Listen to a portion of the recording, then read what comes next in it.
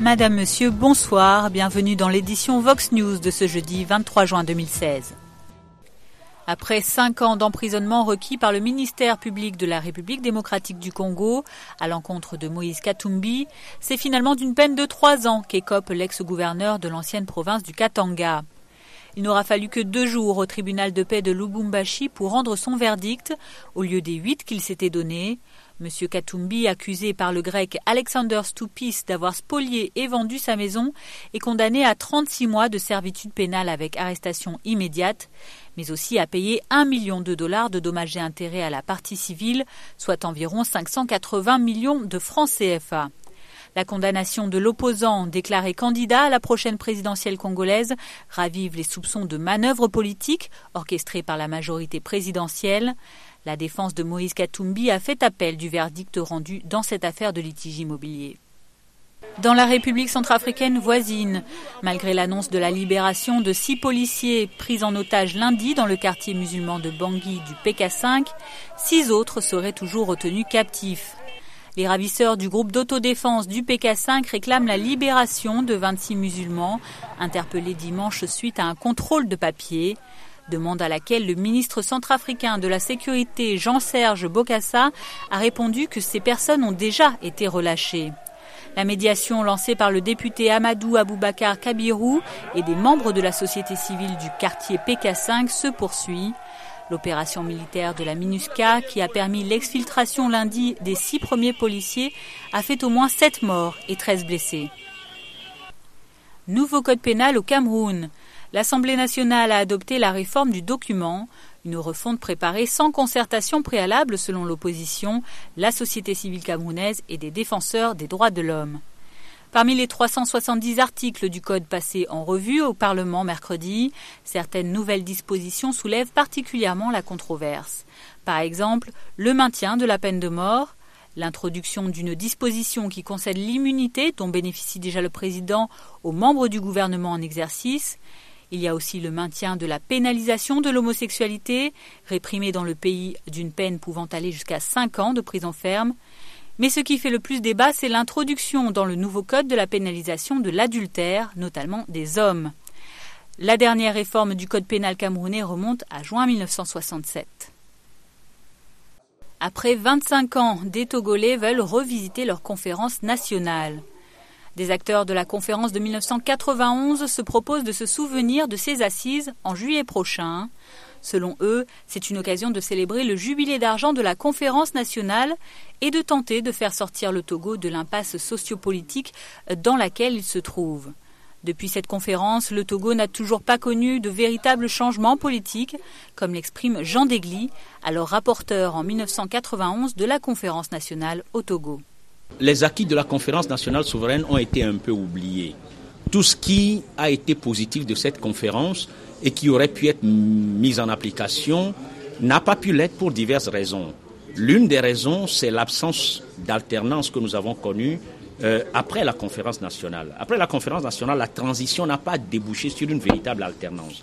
La transition s'est terminée comme un serpent qui se mord la queue, est revenu à la case départ avec exactement le même pouvoir qui est entré à la conférence.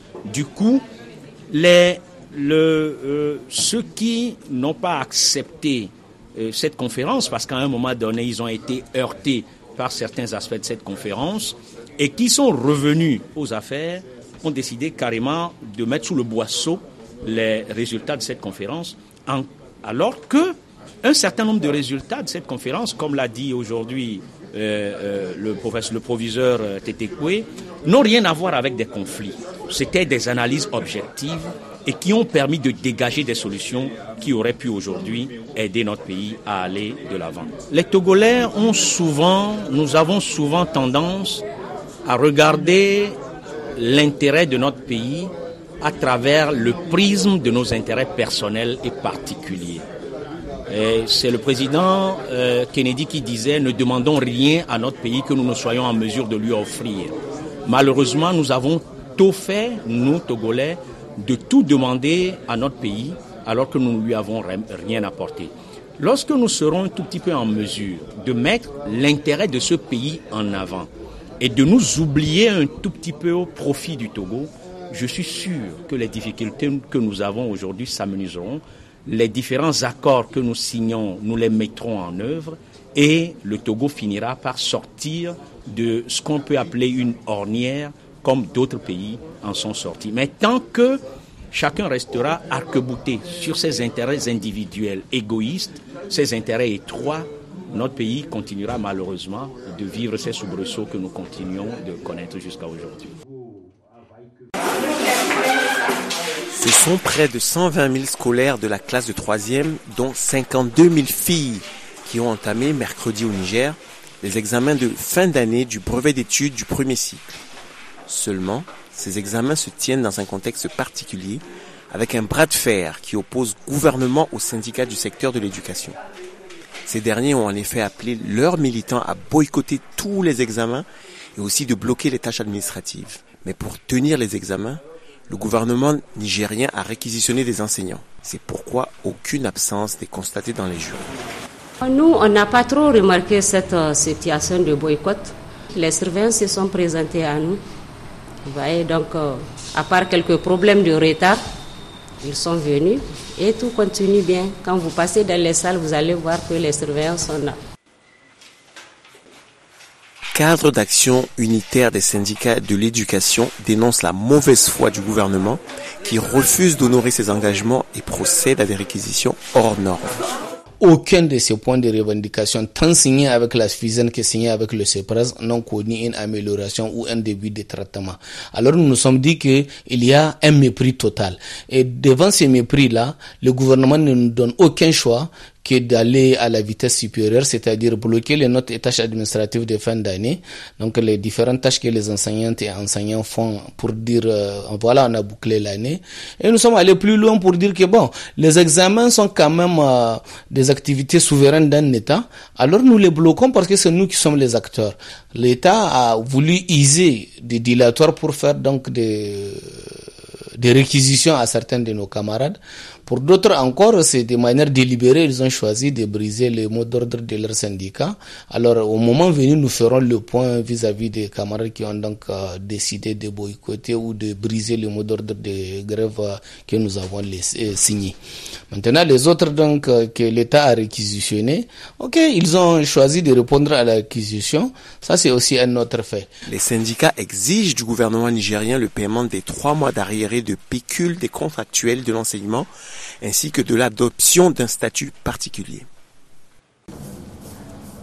Du chanvre indien bien emballé, de la cocaïne bien cachée dans différents types d'emballages, le tout pesant environ 290 kg et un conteneur rempli de 28 tonnes de faux médicaments en transit vers le Nigeria.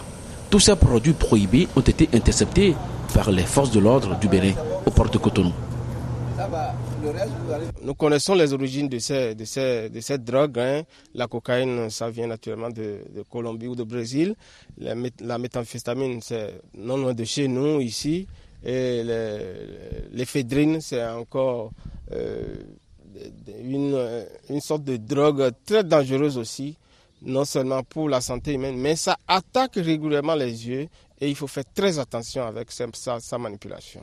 Après leur saisie, ils ont été transmis à la justice pour les nécessités d'enquête. Ces derniers bouclés, le procureur a ordonné leur incinération. Embarqués dans des camions militaires, les différentes drogues et les faux médicaments aphrodisiaques surtout ont été détruits ici, en pleine brousse dans la commune d'Abomey-Calavi.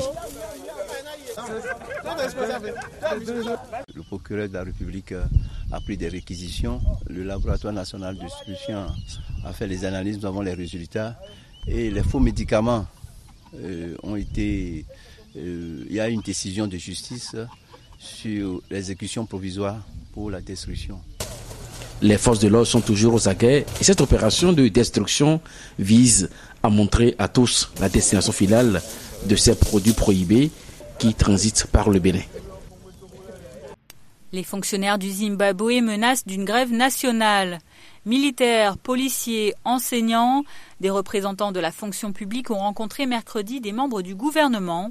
Leur revendication, résoudre le retard de versement de leur salaire du mois de juin. Pour le Zimbabwe, une telle mesure est due à la crise économique que traverse le pays, avec une croissance plus faible que prévue. Conséquence, le paiement des salaires des fonctionnaires, qui représentent chaque mois environ 200 millions de dollars, environ 115 milliards de francs CFA, seront versés le mois prochain. La rencontre a pour le moment abouti à une impasse. Nous avons parlé et sommes tombés d'accord sur le besoin de discuter avec le gouverneur de la Banque fédérale pour savoir ce qu'il se passe vis-à-vis des problèmes monétaires. Les enseignants, par exemple, seront payés le 7 juillet, en dehors des dates traditionnelles. Et cela a créé une forte polémique parmi eux. Cela va revenir à ne pas être payé pendant au moins 3 ou 4 mois. Si cette situation est autorisée à continuer, on pourrait finir sans salaire du tout. Dans le secteur de l'éducation, nous sommes connus pour offrir la meilleure éducation du pays. Et quand les gens sont démoralisés, ou même ceux du secteur de santé ou autres, vous savez, nous voulons que les gens viennent travailler de bon cœur. Pour moi, c'est injuste de ne pas être payé à temps le peu que je devrais gagner. Dans l'Afrique du Sud voisine, les violences de Pretoria ont fait ces derniers jours au moins 5 morts, selon un bilan encore provisoire. À un peu plus d'un mois des élections municipales du 3 août, la capitale sud-africaine est sans dessus-dessous. En cause de violents incidents provoqués lors de manifestations contre la nomination de Toko Didiza, une candidate à la mairie du township de Tshwane, très controversée dans la région. En marge des manifestations, beaucoup d'incendies criminels et de pillages laissent les commerçants de Pretoria dévastés. Malgré les émeutes, la candidate de l'ANC au municipal, à qui les habitants de Tshwane reprochent d'être originaire d'une autre région, déclare ne pas se laisser décourager. Il y a ce problème politique en ce moment à Tshwane, au sujet du candidat à la mairie. Les gens ne veulent pas du candidat choisi par le parti au pouvoir, l'ANC. Ils disent qu'elle vient du KwaZulu-Natal, alors qu'ils veulent quelqu'un d'ici, de Pretoria. Donc tout ce chaos dans Tshwane, la métropole, c'est à cause de ça. Mais maintenant, les pillages et les incendies et tout ça, ce n'est pas de la politique. Ce sont des voyous qui en profitent. À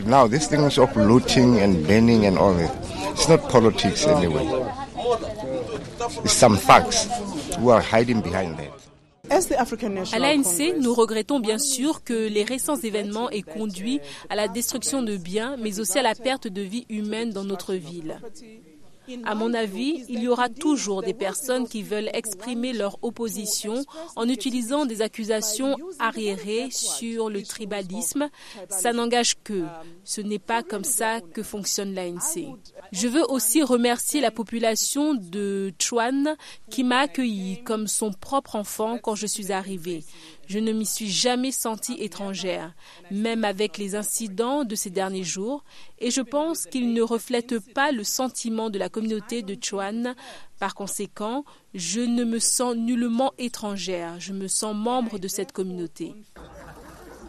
Allons tout d'abord au Nigeria avec la Banque centrale qui a finalement ouvert la voie à la dévaluation du Naira face au dollar américain. La Central Bank of Nigeria justifie sa décision par le souci de rassurer les investisseurs étrangers alors que le pays connaît d'importantes difficultés économiques. Une décision qui vient mettre un terme à des mois de taux fixes entre les deux monnaies. En réaction à cette annonce, le Naira a plongé lundi de près de 30% face au dollar. D'après les prévisions, le Naira devrait se stabiliser à 250 pour $1 contre 350 au marché noir. Pour leur part, les chefs d'entreprise ont applaudi la mesure, estimant qu'elle attirerait les investisseurs étrangers et relancerait l'activité économique du pays. Au Cameroun, la compagnie aérienne nationale Camerco ne semble pas sortir de sa longue zone de turbulence économique et financière. La compagnie croule sous le poids d'une dette de plus de 35 milliards de francs CFA et pourra bientôt voir tous ses avions cloués au sol si la dette n'est pas réglée dans les jours à venir. Le seul avion long courrier de la compagnie en réparation depuis novembre 2015 en Éthiopie est de nouveau opérationnel mais reste au sol pour factures non réglées. La compagnie pourra également voir un de ses Boeing 737-700 saisi par le Loir ACG qui tarde à se faire régler ses factures arrivées à échéance pour un montant de 1,4 milliard de francs CFA. En interne, les employés de Camerco iront bientôt à 2 mois de salaire impayés. Pour sortir de cette situation, le directeur général a demandé une perfusion financière du gouvernement qui pour l'instant ne s'est pas prononcé. Restons en Afrique centrale avec la CEMAC qui peaufine ses propositions dans le cadre d'un accord de partenariat économique régional avec l'Union européenne. À l'issue de la 40e session du Comité régional de coordination des négociations des APE, un consensus s'est fait à l'idée de préparer un projet qui partirait de l'accord signé par le Cameroun qui entre en vigueur dès le 4 août prochain. Il s'agit désormais pour la CEMAC de parvenir à un consensus avant cette échéance, au risque de voir son dispositif douanier sous-régional être sérieusement mis à mal par l'accord camerounais. En République démocratique du Congo, la polémique autour de la hausse des prix de la connexion Internet ne retombe pas. Après les mouvements suscités par l'augmentation souvent par 5 du prix de la connexion Internet, le gouvernement congolais a fait appel à la Banque mondiale pour désamorcer la situation. Un expert de l'institution de Bretton Woods, arrivé depuis le 20 juin dernier dans le pays, réunit autour de lui le ministère des Télécommunications, le régulateur et les différents opérateurs présents dans le pays pour définir ensemble le juste prix de l'Internet au Congo. En attendant qu'un accord soit trouvé de commun accord, le régulateur a exigé des opérateurs l'annulation de tous les forfaits Internet dans le pays. Au Royaume-Uni, le référendum du Brexit attise les passions, parfois extrêmes. La députée britannique Jo Cox en a subi les conséquences le 16 juin dernier. La travailliste qui s'était prononcée en faveur du maintien du Royaume-Uni au sein de l'UE a été sauvagement assassinée tout juste une semaine avant le référendum. Mercredi, Jo Cox aurait célébré ses 42 ans. Pour l'occasion, des hommages lui ont été rendus dans le monde entier, comme à Londres, Paris, Beyrouth, New York ou comme ici, à Nairobi. Thomas Mer, le meurtrier présumé de Jo Cox, sera quant à lui jugé le 14 novembre et pourrait comparaître avant son procès pour choisir s'il plaide coupable ou non. Dans la capitale kenyane en tout cas, des dizaines de personnes étaient réunies mercredi au cours d'une veillée en l'honneur de la députée, devenue malgré elle un symbole du déchirement du Royaume-Uni. Étant une Kenyane qui travaille dans une organisation d'aide humanitaire, il y a tellement de choses que j'ai entendues et que j'ai vues, avec lesquelles je ne suis pas d'accord. Mais parmi tout ce qu'a dit Joe, il n'y a rien avec lesquels je ne suis pas d'accord. J'étais toujours admirative de sa magnifique façon de penser et je ne pouvais pas croire que cette jeune et fougueuse femme anglaise avait autant de passion pour l'Afrique et pour le bien. Donc cela m'a beaucoup affectée. Le vote du référendum pour ou contre la sortie du Royaume-Uni de l'Union européenne se tient depuis 7 heures du matin ce jeudi. Les principales figures politiques ont été les premières à voter, comme David Cameron, accompagné de son épouse, le Premier ministre britannique qui mène campagne depuis plusieurs mois pour le maintien de son pays dans le bloc des 28. Également opposée à une sortie de l'Europe, la Première ministre écossaise Nicola Sturgeon. La patronne du Parti nationaliste écossais s'est déplacée dans son bureau de vote de Glasgow dans la matinée. Pour elle, un Brexit nuirait aux relations commerciales, touristiques et professionnelles entre son pays et le reste de l'Europe. Hors de question de rester en revanche pour Nigel Farage. Le dirigeant du parti europhobe UKIP a lui voté jeudi matin à Londres. 46,5 millions d'électeurs britanniques sont confrontés à un choix historique. Les résultats du référendum devraient être connus vendredi matin. En Italie, l'événement politique, c'est la proclamation de Virginia Raggi comme première femme maire de la capitale Rome. La jeune femme de 37 ans a officiellement été proclamée dans ses fonctions mercredi. Le premier acte officiel de cette catholique affirmée a été de participer dans la soirée à une cérémonie organisée dans le cadre du Jubilé de la Miséricorde à la basilique Saint-Jean de Latran. La populiste du parti Mouvement 5 étoiles a été élue dimanche au second tour des municipales partielles en Italie. Virginia Raggi a reçu 67,15% des suffrages. Marie-Thérèse Houphouët-Boigny, l'épouse de Félix Houphouët-Boigny, premier président ivoirien, décédé en 1993, a été célébrée vendredi à Abidjan par le PDCI, Parti démocratique des Côtes d'Ivoire. Devant de nombreuses personnalités politiques et administratives, la fondatrice de Ndaya International, une structure d'aide aux enfants déshérités, a reçu les honneurs pour le rôle important qu'elle a joué auprès de son défunt mari pendant son exercice du pouvoir d'État. Femme de devoir, vous avez initié et encadré la première organisation regroupant l'ensemble des femmes de notre pays. L'Association des femmes ivoiriennes. l'appui. Ancêtre de l'Union des femmes du PDCI-RDA, l'UF-PDCI. Épouse attentionnée, conseillère avisée, vous avez illuminé la vie de ce grand homme d'État que fut le président Félix Houphouët-Boigny. Vous êtes enfin une militante engagée du Parti démocratique de Côte d'Ivoire. Le président du PDCI, Henri Konan Bédié, a élevé Mme Thérèse Houphouët-Boigny au rang de grand officier dans l'ordre du Bélier. Elle a aussi reçu plusieurs lots de valeurs, dont un véhicule de grande marque. Marie-Thérèse Houphouët-Boigny a exprimé sa gratitude aux organisateurs et personnalités dont le secrétaire général de la présidence, Amadou Gon Coulibaly, représentant le chef d'État ivoirien, Alassane Ouattara. Cette émotion m'inspire une pensée toute particulière, affectueuse et nostalgique pour mon défunt et illustre époux.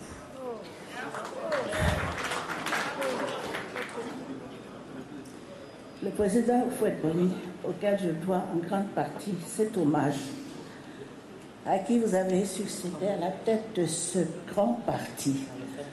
Je voudrais vous remercier tous d'avoir su perpétrer l'œuvre politique de mon époux et d'avoir su magnifier les valeurs qui l'ont sous-tendu et inspirer le dialogue, la tolérance, la persévérance, la recherche permanente du bien-être des populations et de la paix dans notre pays et dans le monde. Quand on a parlé de Houphouët-Boigny, c'est la Côte d'Ivoire moderne. C'est la Côte d'Ivoire moderne. On va aux origines. Si je suis là, c'est parce que je veux que le PDCI se retrouve. C'est le PDCI. Je suis pour le pluralisme des partis dans la démocratie. Et le PDCI, je le répète, c'est le parti souche. La souche ne doit pas disparaître. C'est une cérémonie de reconnaissance à une dame qui est le symbole de la Côte d'Ivoire, de son indépendance et de son émancipation. Donc nous sommes très très émus et nous sommes très heureux aussi de la revoir à la lumière ce jour. C'était tout à fait normal qu'on honore cette grande dame parce qu'on ne peut pas parler du président Félix Houphouët-Boigny sans voir son épouse à côté qui est une étoile, une femme extraordinaire. Selon des indiscrétions, cette cérémonie met fin à des années de discorde silencieuse entre le successeur de Félix Houphouët-Boigny, Henri Konan Bédié, et Thérèse Houphouët-Boigny, donnant ainsi lieu, révèlent nos sources, à une nouvelle complicité politique entre ces deux adeptes de la philosophie oufouettiste. La finale du prix de l'innovation pour l'Afrique 2016 a lieu cette année à Gaborone au Botswana sous l'organisation conjointe du ministère des Infrastructures du Botswana Innovation Hub et de la Fondation africaine pour l'innovation. Cette première journée du 22 juin a été l'occasion de découvrir ce que le Botswana a engagé comme réforme pour booster son secteur de l'innovation. Hormis les universités spécialisées et des espaces dédiés, le pays est en train de construire le Botswana Innovation Hub, un centre dédié à la recherche et à la promotion de l'innovation qui s'étend sur 50 hectares et qui a nécessité la mobilisation de 100 millions de dollars américains. Alan Boschwaen, le directeur général du Botswana Innovation Hub, n'a d'ailleurs pas manqué de rappeler le rôle des catalyseurs que peut avoir un tel espace. Au cours de son allocution, le ministre botswanais des Infrastructures, de la Science et des Technologies, Nonofo Molefi, a rappelé l'importance pour l'Afrique d'investir dans la recherche et encourager l'innovation. Il a aussi été abordé l'épineuse question de la propriété intellectuelle, essentielle dans toute innovation et invention. La propriété intellectuelle a encore du mal à être assimilée en Afrique. Des pistes ont été données aux innovateurs pour protéger leurs œuvres. Parmi les innovateurs qui attendent la soirée de ce 23 juin avec impatience, il y a le docteur Valentin Agon du Bénin, seul nominé venant d'Afrique francophone. Sa trouvaille permet de soigner le paludisme en 24 heures. Apipalu est un médicament fabriqué uniquement à base de plantes africaines. Apipalu est le produit africain, la solution africaine pour résoudre ce problème africain qu'est le paludisme. Tout le monde utilise les plantes médicinales en Afrique, mais dans notre cas, nous avons pris les plantes. Nous avons fait les extraits totaux et à partir des extraits totaux, nous avons élaboré une méthode de séparation des molécules et de concentration des molécules. C'est pourquoi nous sommes arrivés à faire des gélules, nous sommes arrivés à faire des sirops comme en ampoule, comme ça. Et par exemple, ça là est suffisant pour complètement anéantir le paludisme dans le corps d'un homme dans une journée. Au total, plus de 3000 candidatures ont été reçues lors de ce prix de l'innovation pour l'Afrique pour 900 dossiers complets retenus au final. À partir de 1995, on a sélectionné, il y avait d'abord l'élimination des gens qui n'avaient pas assez de matière et qui n'avaient pas répondu à toutes les questions. Et à un certain moment, on s'est arrêté à 25. Donc après, il y a à peu près 7 étapes qui concerne à l'élimination par rapport à les meilleures innovations qui répondent aux critères qu'on a bien définis. Et les 25, on les a fait valider, on a envoyé ça aux validateurs, donc les experts techniques. Et après cela, il y a 18 qui ont passé. Et les 18 qui ont passé, ils ont eu l'interview avec les juges. Les domaines dans lesquels les projets de cette année 2016 ont été retenus sont l'agriculture, l'énergie, la santé ou encore l'apprentissage. Les 10 finalistes viennent de l'Égypte, du Nigeria, du Bénin, d'Afrique du Sud et du Kenya. Placé cette année sous le thème Made in Africa, le prix de l'innovation pour l'Afrique récompense les solutions locales et les innovations africaines dans un but économique, éthique et solidaire. Il est organisé depuis 2012 par la Fondation africaine pour l'innovation, basée à Genève en Suisse. Chaque année, 3 gagnants sont désignés. Le premier prix reçoit une récompense de $100 000, soit environ 55 millions de francs CFA. Les deuxième et troisième prix reçoivent chacun $25 000 et des accompagnements divers. C'est la fin de ce bulletin d'information du 23 juin 2016. Merci à vous de l'avoir suivi. Bonne suite de programme sur Vox Africa.